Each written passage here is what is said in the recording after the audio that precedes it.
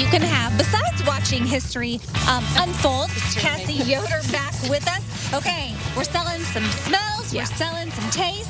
This is my favorite part. Yeah, right? So cool. I mean, I know I love the barn raising part of it because of the historical side of things.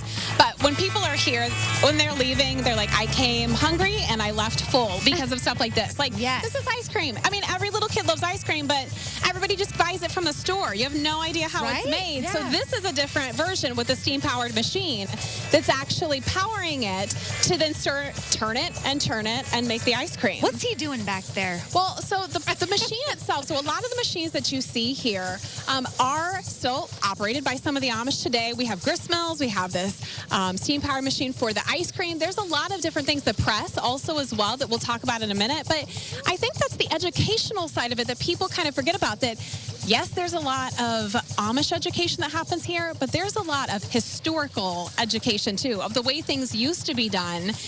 We just really take for granted nowadays. Yeah. So it's like ground up. You get to see where it comes from, and then you get to go get it and eat it. Yeah. And what is happening over here? I think I hear ice being stirred. Yeah, so she's turning the ice. So in the buckets, it is, you are correct, Grace. Ice cream does use ice. So much, but how do you get it into the cream part? Where's the steps here?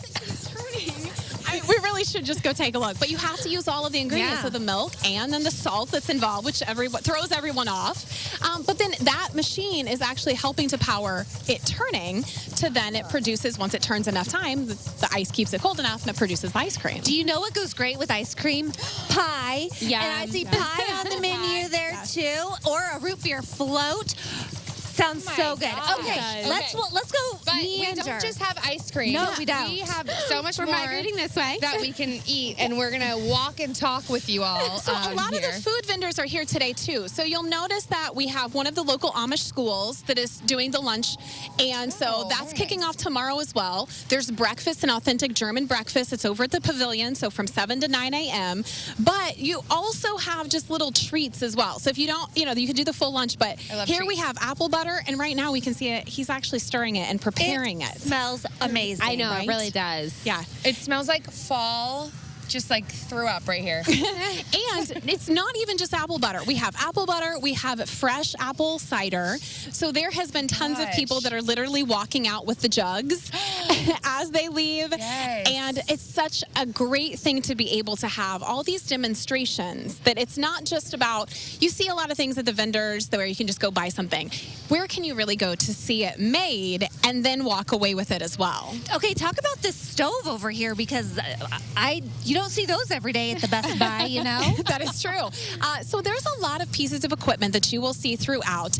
And on further down, we have petting zoo, kids tent, and grist mill, whatnot. So just like this piece, there's a lot of pieces that are authentic, that are historical, that would have been from that time frame. So the Miller Hirschberger barn, this barn was in 1879 when it originally was built. So we thought, what better way to kind of showcase, the campus here than to bring things and demonstrations that would have been very relevant and would have been happening during that same time frame. So some of those pieces that you see would have been in Amish houses during that time frame. They would have been used by Amish and pioneers during that time frame. So that's where it's a very kind of ties everything together.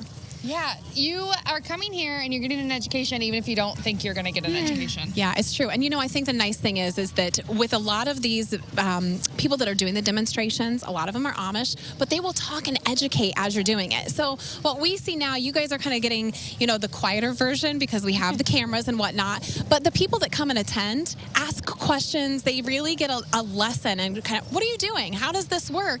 And they're talking about that. And so that's really the cool part too, that it's so immersive for this whole entire 2 days. And it's hands-on. There's some hands-on activities that you can do because coming up, we're going to be trying our hand at making a rope. Yes. So there's a that'll pro. be fun. Yes, that's So right. see how that goes. So